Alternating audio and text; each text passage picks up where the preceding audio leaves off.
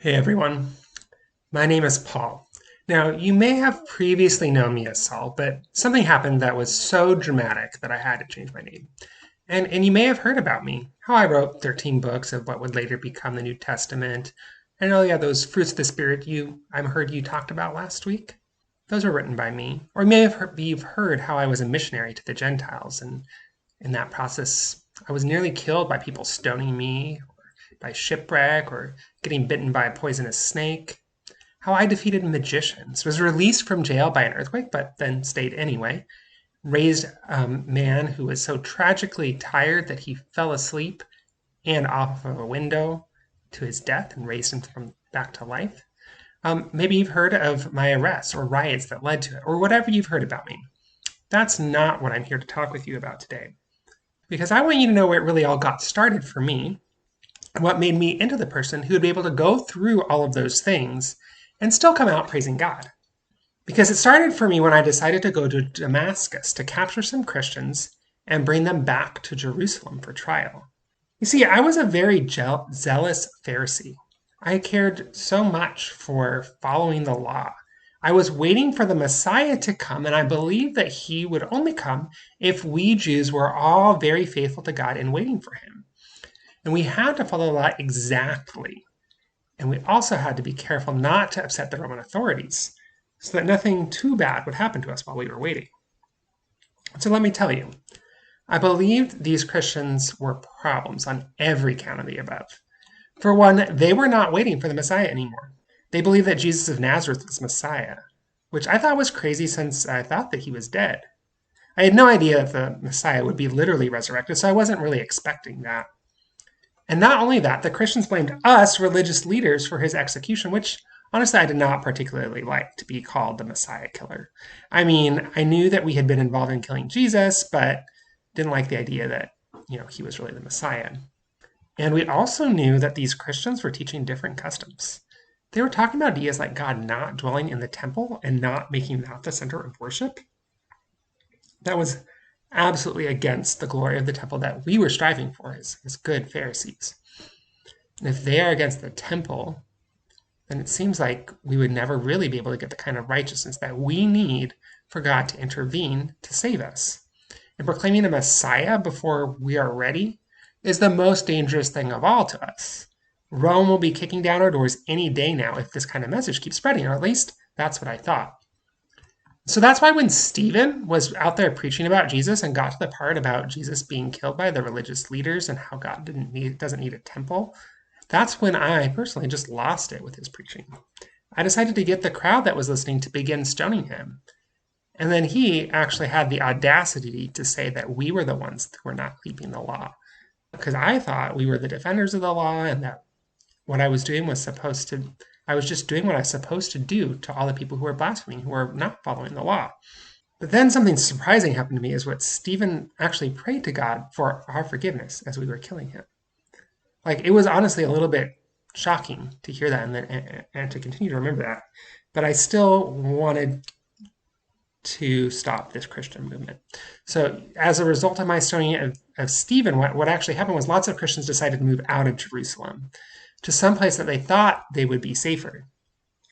And I had heard that there was a group of Christians that had moved to the city of Damascus, which was no longer in really Israel, and it was about 200 miles away.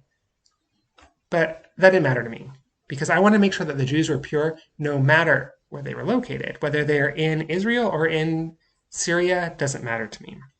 So I got a letter from the chief priest that gave me the authority to bring Jews back to Jerusalem to be put on trial, just like I had put Stephen on trial when we stoned him. Since the Christians were all of a Jewish descent, Jerusalem still had the authority to arrest them, even in another province of the Roman Empire. So I went, and as I was going, I saw a light come from heaven. And that's when Jesus himself spoke to me. He said to me, "Saul, Saul, why are you persecuting me?" I said, "Who are you, Lord?" He said, "I am Jesus, whom you are persecuting. But rise and enter the city, and you'll be told what you are to do." So everyone who was traveling with me right then heard that voice, but they didn't see Jesus like I saw Jesus. But then afterwards, I didn't see anything.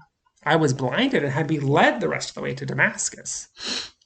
And then for 3 days, I was in Damascus waiting for God to tell me what to do. And I couldn't see. I didn't eat or drink anything. I was just waiting and deep in thought. I mean, I had killed one of Jesus' followers. And here Jesus appeared to me and blinded me. Honestly, I wasn't too sure what to make of this all at this point, because I was actually kind of nervous. I mean, I was an enemy of someone who came back from the dead. Now, I know that he was coming to get me to become his follower.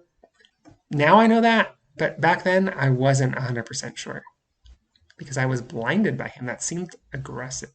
It seemed like he might be hostile, and honestly, I couldn't really blame him for that, given the way that I had treated Stephen and was what I was about to go do.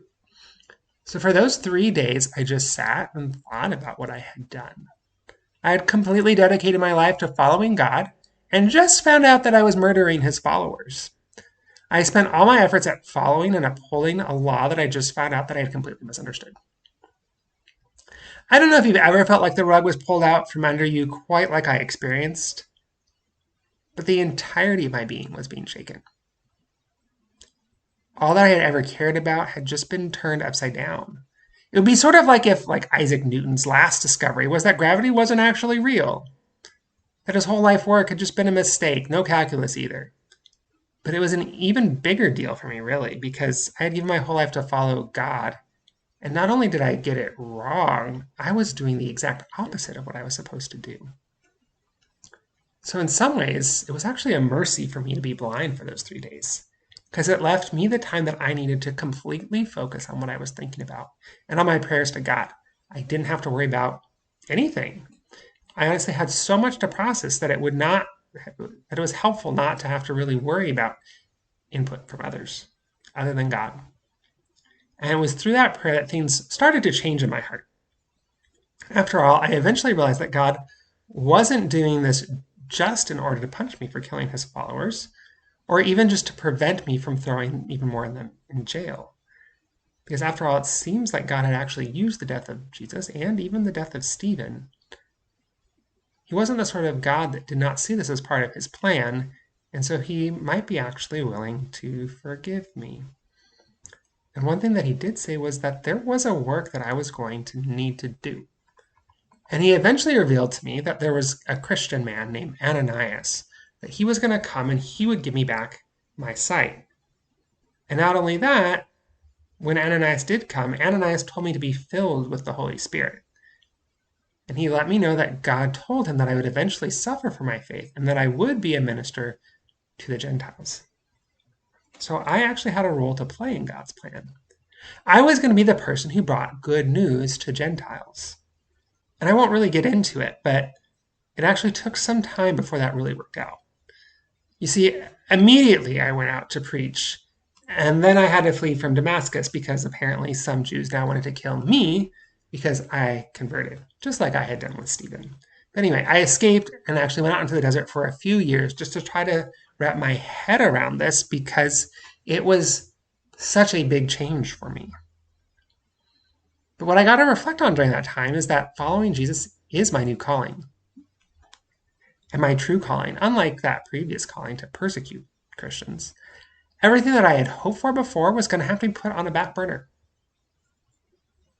My desire to have a restored and righteous Jewish people was no longer my mission. I could still tell them about Jesus, the Jews, but I was going to be called to the Gentiles personally. And I certainly wasn't going to tell them about how to have purity to enter the temple or how to set up a new kingdom. That wasn't part of the agenda, nor was military rebellion against Rome part of the plan even in the future. It's not like that was just a waiting period. All of that had been put to the side so that I could follow Jesus. And I knew that it would demand all of my focus and all of my energy. I knew even 3 years later that what I saw on the road that day was the real answer to how we get to be right with God. We need Jesus, and we need his resurrection in order to be truly made alive with God. That's the key. And from then on, the passion that I once had for God that led me to even kill those with whom I disagreed, that was totally changed. I had a passion, but it was different. I was now the one who's willing to risk my own life in order to tell other people about Jesus.